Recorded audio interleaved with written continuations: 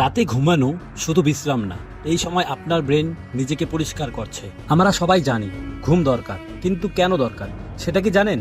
দিনভর আপনার ব্রেন কাজ করতে করতে প্রচুর টক্সিক ওয়েস্ট তৈরি করে। এই বিষাক্ত পদার্থ যদি মস্তিষ্কে জমে থাকে তাহলে কি হবে? বিজ্ঞানীরা আবিষ্কার করেছেন ঘুমের সময় আমাদের ব্রেনে চালু হয় একটি বিশেষ সিস্টেম যার নাম গ্লিমফ্যাটিক সিস্টেম। এটা অনেকটা ব্রেনের নিজস্ব ওয়াশিং মেশিনের মতো। ঘুমের সময় ব্রেনের সেলস ছোট হয়ে যায় আর ক্যারেবোস্পিনাল ফ্লুইড বা সিএসএফ ভিতরে ঢুকে সব টক্সিক ওয়েস্ট ধুয়ে বের করে দেয়। এখন ভাবুন, যদি ঘুম কম হয় তাহলে এই টক্সিক ওয়েস্ট ব্রেনে জমতে থাকে।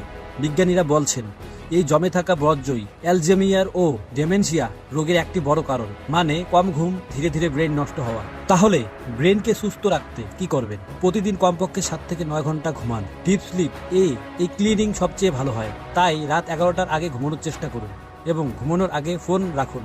ব্লু লাইট ডিপ স্লিপ নষ্ট করে। এই তথ্য কি আপনি আগে জানতেন? কমেন্টে লিখুন হ্যাঁ অথবা না। আর এই ভিডিওটা আপনার পরিবারকে পাঠান, কারণ সুস্থ ঘুম মানে সুস্থ ব্রেন।